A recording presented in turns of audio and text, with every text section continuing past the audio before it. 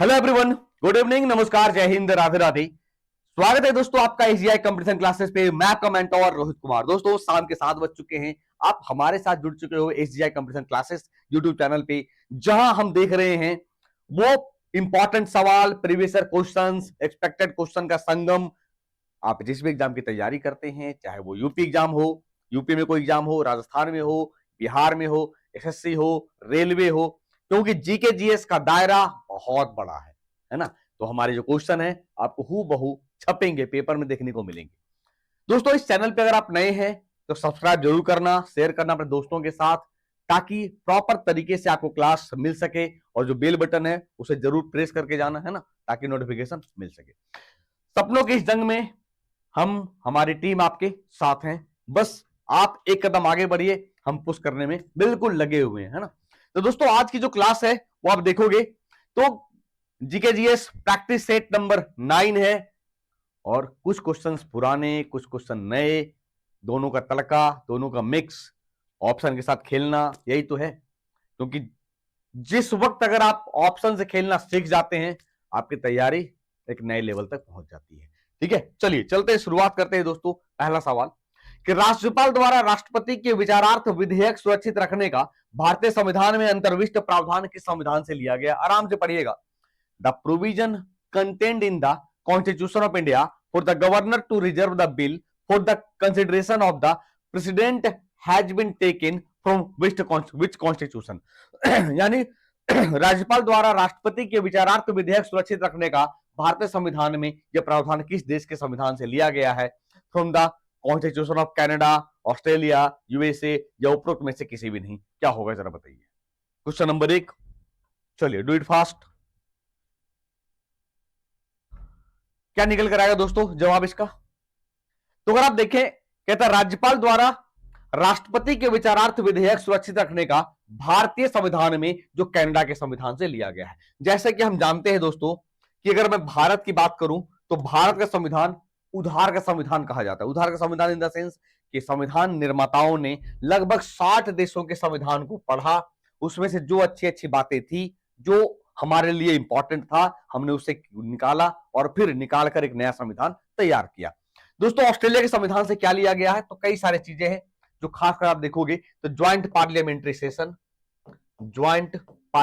Session है ना, संयुक्त अधिवेशन आर्टिकल नंबर 108 लिया गया, फिर कंकरेंट लिस्ट, समवर्ती सूची लिया गया। दोस्तों यूएसए के संविधान से कई सारी चीजें हैं।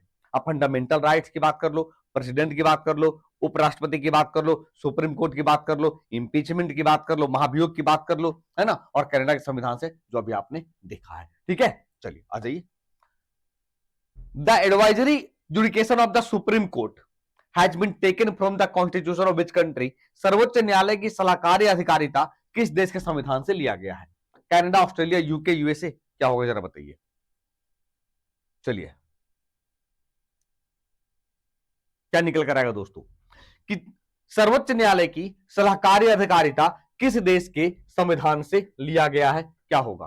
Canada, Australia, UK, USA. Question number 2। तो दोस्तों आप देखोगे कहा सर्वोच्च न्यायालय की जो सलाहकारी अधिकारिता है वो कनाडा के संविधान से लिया गया। अब ये क्या कहता है, जैसे समझिएगा कि अगर हमारे प्रेसिडेंट हैं, राष्ट्रपति हैं, उन्हें किसी बात को लेकर अगर कोई इशू है दोस्तों, है ना, किसी बात को लेकर इशू है, इशू इन द सेंस कि संविधान में कुछ बातें हैं जो संविधान राष्ट्रपति को लग रहा है कि मुझे किसी की एडवाइस की जरूरत है, तो राष्ट्रपति चले जाएंगे सुप्रीम कोर्ट के पास और सुप्रीम कोर्ट से एडवाइस मांगेंगे। सुप्रीम कोर्ट वो एडवाइस देने के लिए बाध्य है, राष्ट्रपति उस एडवाइस को मानने के लिए बाध्य नहीं है। राष्ट्रपति वो एडवाइस नहीं मानेंगे, डिपेंड करता है राष्ट्रपति के ऊपर कि वो एडवाइस माने या ना माने। लेकिन जैसे ही राष्ट्रपति एडवाइस मांगेंगे, सुप्रीम कोर्ट की मजबूरी है, बाध्यता है कि वो एडवाइस देना ही पड़ेगा। Article number 143। ठीक है, कौन सा शब्द 1975 में भारतीय संविधान की प्रस्तावना में सम्मिलित नहीं था? तो आप देखोगे fraternity, sovereign, equality, integrity. Question number 3। तो दोस्तों आप देखोगे कि 1975 में भारतीय संविधान की प्रस्तावना में सम्मिलित नहीं था, तो क्या नहीं था आप देख सकते हो। क्या सम्मिलित नहीं था दोस्तों? तो fraternity, sovereign, equality, integrity, question number 3। तो आप देखोगे कि जो प्रस्तावना की बात करें तो सर ये प्रस्तावना हमारे संविधान में था नहीं, लेकिन 13 दिसंबर 1946 को उद्देश्य का प्रस्ताव, ऑब्जेक्टिव प्रपोजल कौन पेश करते हैं बच्चों? तो जवाहरलाल नेहरू पेश करते हैं, जवाहरलाल नेहरू पेश करते हैं। और वही उद्देश्य का प्रस्ताव बाद में जाकर प्रस्तावना का अंग बनता है। और यह प्रस्तावना हमने लिया किससे दोस्तों? तो प्रस्तावना लिया गया है संयुक्त राज्य अमेरिका से। और अगर इसकी भाषा की बात करें, लैंग्वेज की बात करें, तो यह लिया गया है ऑस्ट्रेलिया से, यह लिया गया है ऑस्ट्रेलिया से। प्रस्तावना की शुरुआत मानी जाती है हम भारत के लोग, we are the people of India. क्या माना जाता है? We are the people of India, हम भारत के लोग। तो अब कहता है कि क्या सम्मिलित नहीं था? आपको याद होगा दोस्तों कि 1976 में 42वें संविधान संशोधन 42nd अमेंडमेंट एक्ट से 3 वर्ड जोड़े गए। क्या क्या जोड़ा गया? तो दोस्तों सेकुलर, है ना, आपको याद होगा, सोशलिस्ट, सेकुलर, इंटीग्रिटी, यानी समाजवादी, धर्मनिरपेक्ष और अखंडता। तो पहले क्या जोड़ा गया? पहले जोड़ा गया सोशलिस्ट, समाजवादी, फिर जोड़ा गया सेकुलर यानी पंथ निरपेक्ष, धर्मनिरपेक्ष, और इंटीग्रिटी यानी अखंडता। तो अब देख लो ये 3 वर्ड, यानी क्या जोड़ा गया? तो बंधुत्व पहले है, संप्रभु पहले है, समानता पहले है, अखंडता यानी इंटीग्रिटी नहीं था। तो अब सवाल समझ में आ गया होगा कि प्रस्तावना में सम्मिलित नहीं था 1975 में, तो इंटीग्रिटी नहीं था। क्या क्यों नहीं था? क्योंकि 1976 42nd अमेंडमेंट एक्ट 3 वर्ड जोड़े गए। क्या क्या जोड़ा गया? तो सोशलिस्ट, समाजवादी, सेकुलर, पंथ निरपेक्ष, धर्मनिरपेक्ष और इंटीग्रिटी यानी अखंडता। ठीक है, अच्छा ये आगे निम्नलिखित शब्दों में से कौन था तो अखंडता होगा? बता दिया। और ये question number 4, who among the following became famous as Quran खवा because he learn to read Quran in the beginning. प्रारंभ में कुरान पढ़ना सीख जाने के कारण निम्नलिखित में से कौन कुरान खवा के नाम से प्रसिद्ध हुआ? बलबन, इल्तुतमिश, मोहम्मद बिन तुगलक, कुतुबुद्दीन ऐबक। क्वेश्चन नंबर 4 बताइए क्या होगा? Who among the following became famous as Quran खवा because he learned to read Quran in the beginning? तो आपको याद होगा कि कुरान खवा, या कह दे मैं आपको हिंट कर दूं कि हातिम सेकेंड, है ना, या मैं आपको हिंट कर दूं लाख बख्श। ये कुछ टाइटल ऐसे हैं जो केवल और केवल कुतुबुद्दीन ऐबक के हैं। किसके हैं? कुतुबुद्दीन ऐबक के हैं। तो कुतुबुद्दीन ऐबक लाखों का दानी के कारण लाख बख्श के नाम से जाना गया, हातिम सेकंड के नाम से जाना गया। तो कुरान खवा के नाम से भी कुतुबुद्दीन ऐबक ही जाना जाता है। तो 3 टाइटल इसके रहे हैं, याद रखिएगा। कितने टाइटल? 3 टाइटल। कुतुबुद्दीन ऐबक की बात करें दोस्तों तो फाउंडर, ये संस्थापक रहा है किसके? स्लेव डायनेस्टी का। इसके दोस्तों गुलाम वंश का फाउंडर रहा है। इल्तुतमिश रियल फाउंडर है, मैं आपको बता चुका हूं कई बार। मोहम्मद बिन तुगलक की बात करें तो याद रखिएगा इसे पागल बादशाह, पागल शासक के नाम से जाना जाता था। और मोहम्मद बिन तुगलक अपनी राजधानी दिल्ली से देवगिरी लेकर गया और उसका नाम दौलताबाद रखा था। ठीक है, जबकि बलबन दोस्तों जिसने सिजदा और पैबोस नामक प्रथा की शुरुआत की। ठीक है, क्वेश्चन नंबर 5वां, which of the following is not the work of Amir Khusro? इनमें से कौन सी रचना अमीर खुसरो की नहीं है? तहकीके हिंद, किरान उस सदेन, मिफ्ताह उल फुतूह, नूर ए सिपहिर। क्वेश्चन नंबर 5 आराम से पढ़िए, जवाब दीजिए। चलिए बताइए क्या होगा, बोलो कि कौन सी रचना अमीर खुसरो की नहीं है? अमीर खुसरो यानी जिसे हम पैरट ऑफ इंडिया, भारत का तोता कहते हैं, भारत का तोता कहते हैं, पहला। दूसरा दोस्तों याद रखिएगा कि ये किसके दरबार में रहते हैं? निकलते हैं बलबन के समय, लेकिन ये मोस्टली ये अलाउद्दीन खिलजी के दरबार में रहते हैं। ठीक है, और दोस्तों आराम से निकल जाओ कि तहकीके हिंद किसने लिखा था? तो सर तहकीके हिंद, जिसे हम एक और नाम से जानते हैं किताबुल हिंद, किताबुल हिंद। अब आपको समझ में आ गया होगा कि किसने लिखा है। तो तहकीके हिंद या किताबुल हिंद ये लिखता है दोस्तों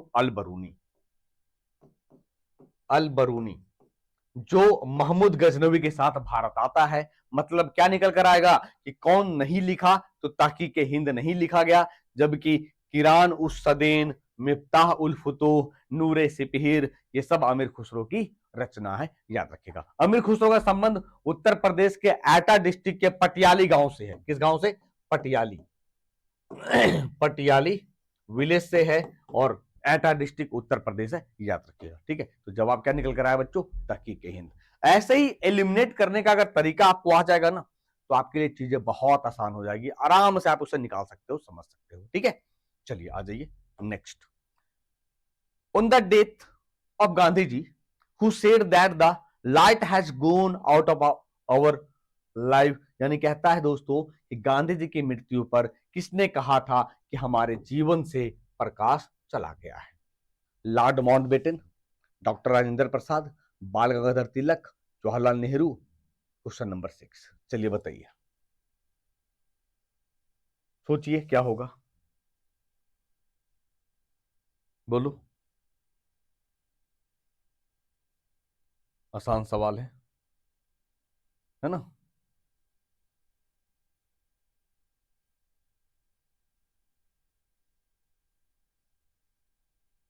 तो दोस्तों आप देखोगे कि गांधी जी की मृत्यु पर किसने कहा था कि हमारे जीवन से प्रकाश चला गया? अरे आप आराम से निकालते, बाल गंगाधर तिलक। इनकी मृत्यु 1 अगस्त 1920 को हुई है। तो तिलक ऐसा ही नहीं होता ना, क्योंकि गांधी जी की मृत्यु कब हुआ है? 23 जनवरी 1948 को। तो एक तो ऑप्शन ऐसे खत्म हो गया, बचा लॉर्ड माउंटबेटन। अब बता माउंटबेटन को क्या मतलब है कि गांधी जी की मरे रहे, क्योंकि वो तो अंग्रेज थे, स्वतंत्र भारत के पहले गवर्नर जनरल, स्वतंत्र भारत के पहले गवर्नर जनरल। और राजेंद्र प्रसाद की बात करें दोस्तों, तो ये संविधान सभा के अध्यक्ष रहे हैं। जवाहरलाल नेहरू बहुत प्यारे थे, दुलारे थे, गांधी जी के करीबी माने जाते हैं। तो जवाहरलाल नेहरू ने कहा कि गांधी जी की मृत्यु पर हमारे जीवन से प्रकाश चला गया है। मृत्यु कब हुआ? 23 जनवरी 1948 को, जिसे हम शहीद दिवस के रूप में मनाते हैं। कुष्ठ निवारण, कुष्ठ रोग निवारण दिवस के रूप में भी हम सेलिब्रेट करते हैं, मनाते हैं, याद रखिएगा। ठीक है, तो गांधी जी की मृत्यु पर पंडित जवाहरलाल नेहरू ने कहा कि हमारे जीवन से प्रकाश चला गया।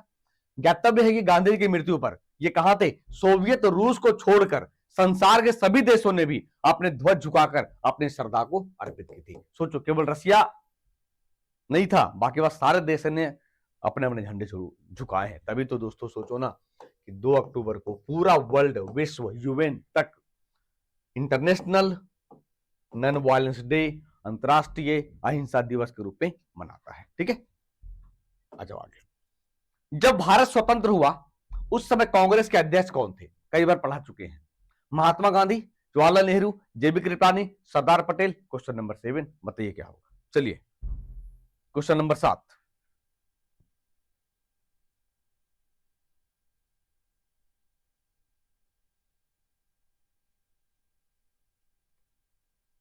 है ना? तो दोस्तों जब भारत स्वतंत्र हुआ तो कांग्रेस के अध्यक्ष कौन थे दोस्तों?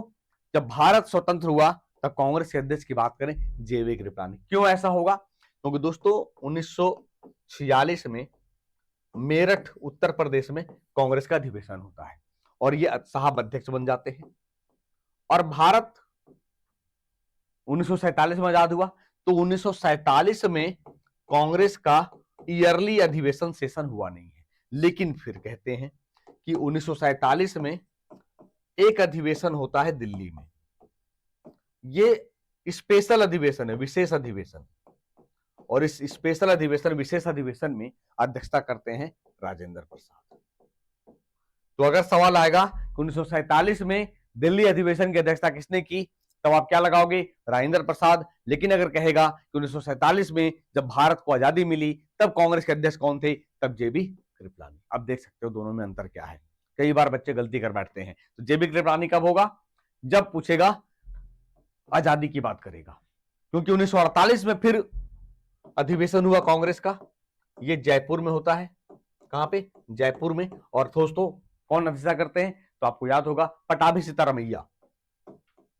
पटाभी सीतारामैया जो गांधी जी के फेवरेट माने जाते हैं, क्योंकि आपको याद होगा 1939 में जब त्रिपुरी अधिवेशन हुआ था जबलपुर मध्य प्रदेश में, तब सुभाष चंद्र बोस ने पटाभी सीतारामैया को हराया था। और गांधी जी कहते हैं ये हमारी पर्सनल हार है। वहां भी नेताजी सुभाष चंद्र बोस इस्तीफा देते हैं और फिर उस समय विशेष अधिवेशन की अध्यक्षता राजेंद्र प्रसाद करते हैं। तो आप ये याद रख सकते हो कि राजेंद्र प्रसाद जो हैं वो विशेष अधिवेशन की अध्यक्षता करने में माहिर थे, पहले भी कर चुके हैं, यहां भी किए हैं, है ना। चलिए अच्छा आगे। संयुक्त राष्ट्र महासभा ने बहुभाषावाद पर एक भारत प्रायोजित प्रस्ताव अपनाया है, जिसमें पहली बार किस भाषा का उल्लेख किया गया है? Urdu, Sanskrit, Bengali, Hindi? Question number 8। The United Nations General Assembly has adopted an India sponsored resolution on multi language in which language is mentioned for the first time? क्या होगा दोस्तों, आप बता सकते हो कि संयुक्त राष्ट्र महासभा ने बहुभाषावाद पर एक भारत प्रायोजित प्रस्ताव अपनाया है, और क्या हो सकता है? हिंदी। और यूएन में पहली बार हिंदी में भाषण देने वाले अगर भारतीय की बात करोगे तो दोस्तों कौन है? अटल बिहारी वाजपेयी। अटल बिहारी वाजपेयी। लेकिन अगर यही होगा कि यूएन में पहले प्रधानमंत्री जिन्होंने हिंदी में भाषण दिया, तो आप क्या कहोगे? मोदी जी। क्योंकि अटल बिहारी वाजपेयी प्रधानमंत्री नहीं थे, ये विदेश मंत्री थे। ठीक है, याद रखिएगा। अगर क्वेश्चन आता है कि यूएन में पहले भारतीय जिन्होंने हिंदी में भाषण दिया, अटल बिहारी वाजपेयी, हिंदी में भाषण देने वाले पहले प्रधानमंत्री मोदी जी, क्योंकि वो उस समय प्रधानमंत्री नहीं थे, विदेश मंत्री थे। ठीक है, चलिए आ जाइए आगे। यूक्रेन में रूस के सैन्य अभियानों पर चर्चा करने के लिए महासभा के आपातकालीन सत्र की अध्यक्षता किसने की? Abdulla Shahid, Volkan Bozkir, Antonio Guterres, Kofi Annan? Question number 9 क्या होगा बताइए। Who presided over the emergency session of the General Assembly to discuss Russia's military operations in Ukraine? क्या होगा?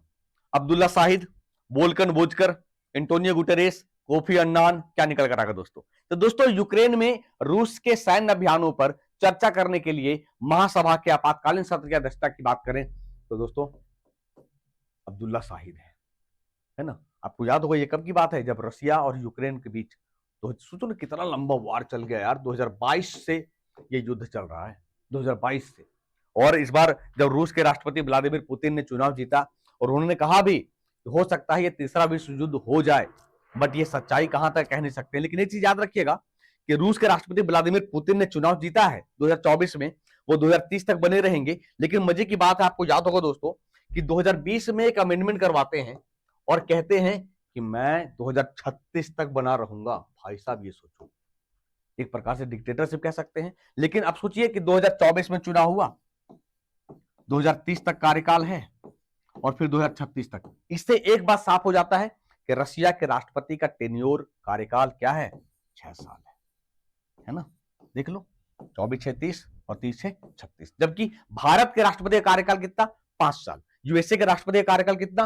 तो यूएसए के राष्ट्रपति का कार्यकाल 4 साल। लेकिन मजे की बात है कि यूएस में कोई भी व्यक्ति 2 ही बार राष्ट्रपति बन सकता है, और भारत में एक मूवी आई थी जब तक है जान, यानी भारत में जब तक है जान आपकी जब उम्र है, लेकिन मिनिमम 35 साल इतना होना चाहिए। बाकी बात क्यों ना आपका एक पैर कब्र में हो, फिर भी आप राष्ट्रपति बन सकते हो। एकमात्र ऐसा देश स्विट्जरलैंड है जिनके राष्ट्रपति का कार्यकाल 1 साल है। तो आप कई सारे चीज देख सकते हो, समझ सकते हो इससे, है ना। तो क्वेश्चन क्या था हमारा? सिंपल था कि यूक्रेन में रूस के सैन्य अभियानों पर चर्चा करने के लिए महासभा के आपातकालीन सत्र की अध्यक्षता किसने की? तो अब्दुल्ला शाहिद ने की थी, याद रखिएगा। ठीक है, चलिए आ जाइए नेक्स्ट।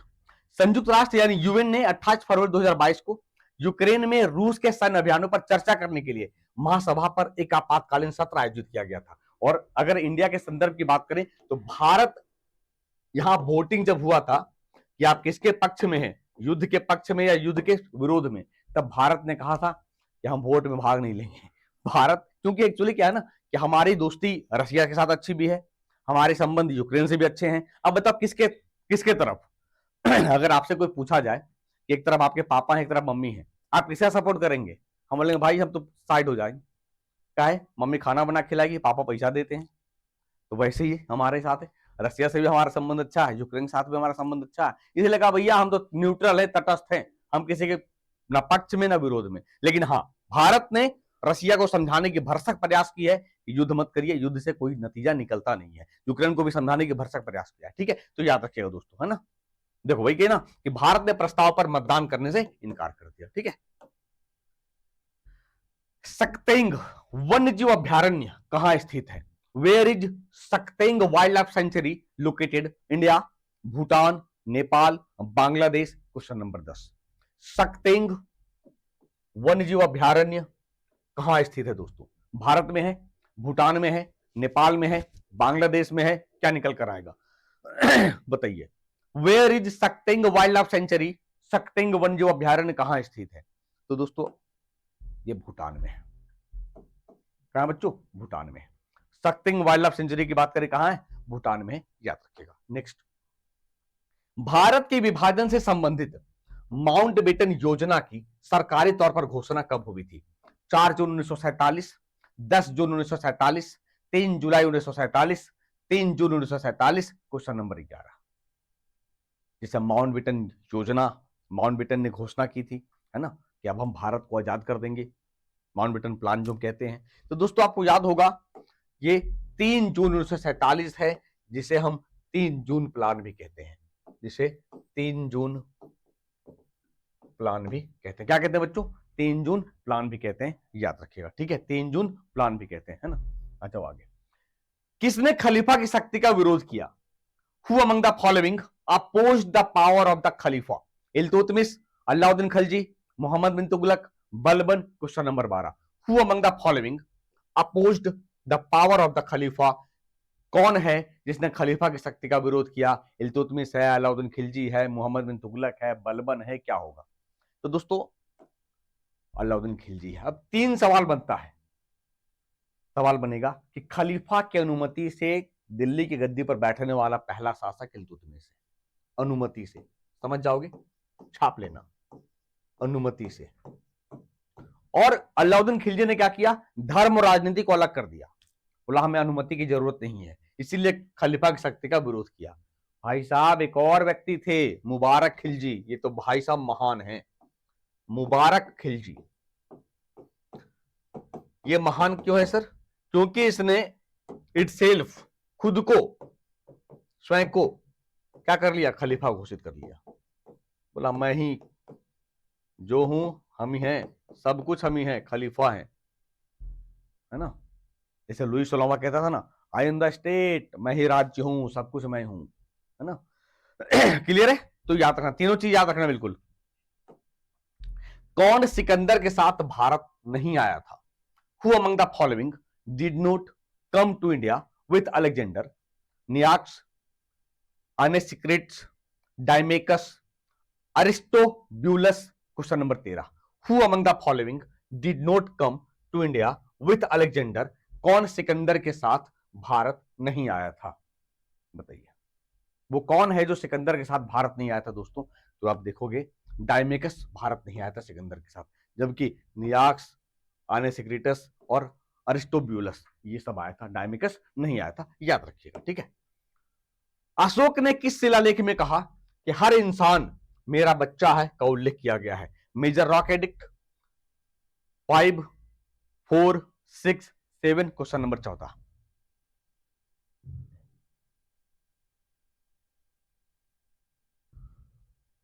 चलिए, अशोक ने किस शिलालेख में हर इंसान मेरा बच्चा है का उल्लेख किया है दोस्तों? In which rock edict Ashoka mentioned every human is my child? चलिए, तो आप देखोगे बच्चों कि अशोक ने किस शिलालेख में मेजर रॉक एडिक्ट 5 में कहा है। आपको मैं बता दूं कि शिलालेख लिखवाने वाला पहला शासक अशोक रहा है भारत में, और इसके शिलालेख को डिकोड करने वाले 1787 ईस्वी में कौन है दोस्तों? सॉरी 1837, माफी चाहेंगे, 1837 ईस्वी में कौन है दोस्तों? जेम्स प्रिंसेप, जेम्स प्रिंसेप, जिसने ब्राह्मी स्क्रिप्ट को डिकोड किया है। और 1750 ईस्वी में खोजा किसने? तो ये चीज याद रखिएगा, 1750 में पॉदरेट पैनथिलर ने, पॉदरेट पैनथिलर ने खोजा है। अशोक के शिलालेख में जो इसका 7वां शिलालेख है, ये सबसे बड़ा है, सबसे बड़ा शिलालेख।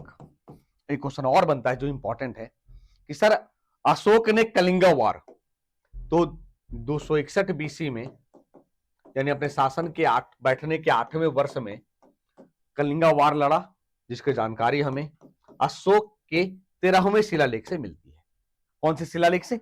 अशोक के 13वें शिलालेख से हमें जानकारी मिलती है कि अशोक ने कलिंगा वार लड़ा था। क्लियर है? कोई दिक्कत, कोई समस्या, कोई परेशानी नहीं होनी चाहिए। अगर होगा तो आप कमेंट बॉक्स में जरूर बताइएगा। ठीक है, तो गद्दी पर कब बैठा बच्चों? तो ये 273 बीसी और 269 बीसी, 2 पीरियड है। तो ये माना जाता है, क्योंकि कहा जाता है अशोक अपने 99 भाइयों को मारकर गद्दी पर बैठा, इसीलिए हम इसे ही मानते हैं। तभी तो 8 वर्ष होगा 261 बीसी में जब लड़ाई होगा तब, है ना। नेक्स्ट, भारतीय राष्ट्रीय कांग्रेस के प्रथम सचिव कौन थे? The first secretary of Indian National Congress was W C. Banerjee, A O Hume, George Yule, Firoz Shah Mehta. Question number 15, the first secretary of Indian National Congress was, भारतीय राष्ट्रीय कांग्रेस के प्रथम सचिव कौन थे? डब्ल्यू.सी. बनर्जी थे, एओ ह्यूम थे, जॉर्ज यूल थे, फिरोज शाह मेहता थे। क्वेश्चन नंबर 15 क्या होगा? तो दोस्तों भारतीय राष्ट्रीय कांग्रेस के प्रथम सचिव की बात करें तो ये एओ ह्यूम है। भारतीय राष्ट्रीय कांग्रेस का नामकरण किसने किया है? ये कई बार आता है, तो याद रखिएगा, नामकरण दादा भाई नौरोजी,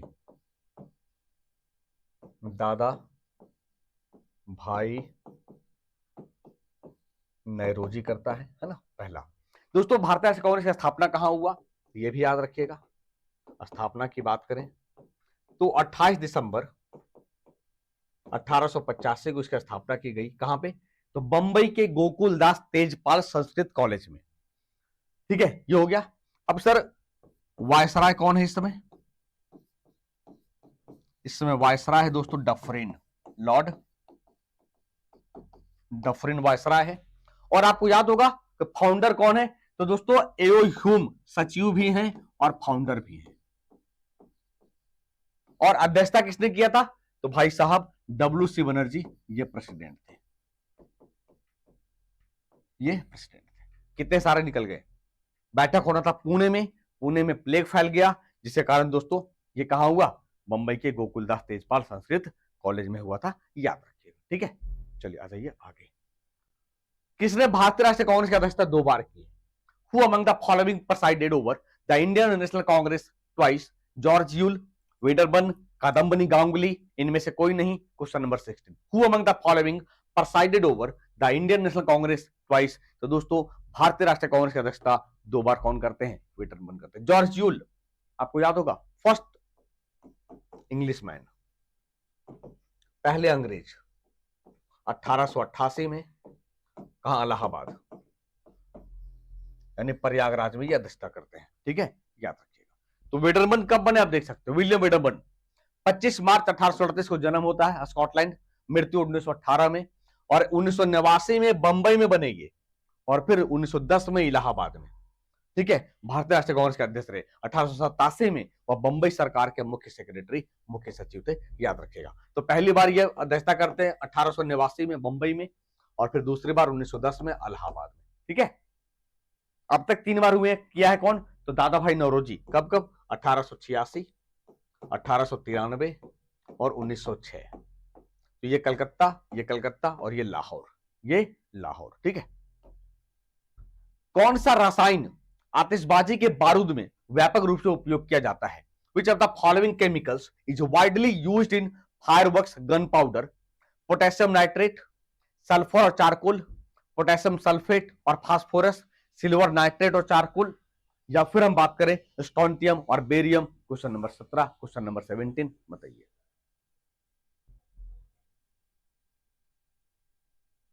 तो आप देखोगे दोस्तों, अगर आप बात करें तो आतिशबाजी में बारूद के रूप में पोटेशियम नाइट्रेट, सल्फर और चारकोल। आप ना स्टोंटियम और बेरियम सोच रहे होंगे, तो मैं आपको बता दूं दोस्तों कि स्टोंटियम और बेरियम ना, ये बारूद जो पटाखे देखते हो ना, पटाखे दीपावली में छोड़ते हो, वो कलर के लिए जिम्मेदार है, इसीलिए आप कई बच्चे फंस गए।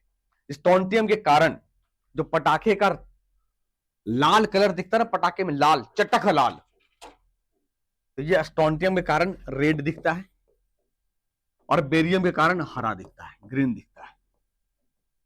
ठीक है, याद रखेगा।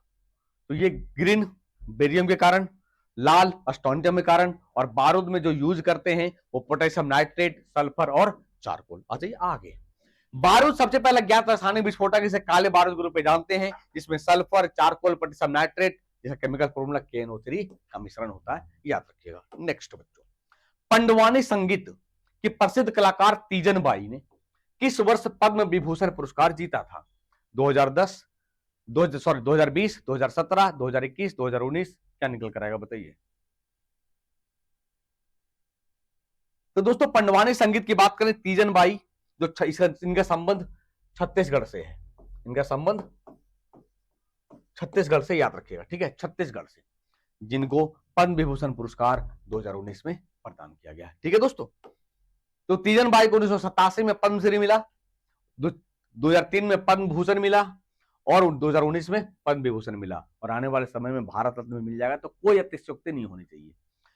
1995 में संगीत नाटक अकादमी पुरस्कार सम्मानित किया गया। 2018 में फुकुओका पुरस्कार जो जापान द्वारा प्रदान किया जाता है, याद रखिएगा। ठीक है, प्रसिद्ध संगीत उस्ताद सुल्तान खान किस वाद्य यंत्र से संबंधित हैं? Tabla, flute, drum, sarangi. Question number 19, famous musician Ustad Sultan Khan is associated with which musical instrument? दोस्तों, प्रसिद्ध संगीतकार उस्ताद सुल्तान खान की बात करें तो ये सारंगी है। क्या बच्चों, सारंगी है, याद रखिएगा। ठीक है, ये आप देख सकते हो कि उस्ताद सुल्तान खान सीकर घराने के भारतीय सारंगी वादक और शास्त्रीय गायक थे। वो भारतीय fusion group Tabla Beat Science के जाकिर हुसैन और बिल लैसवेल सहित एक सदस्य थे। 2010 में इन्हें भारत के तीसरे सबसे बड़े पद्म विभूषण सम्मान से सम्मानित किया गया, याद रखिएगा। ठीक है, नेक्स्ट, भारत में कोयला का सर्वाधिक उत्पादन किस राज्य में होता है? आज का अंतिम सवाल।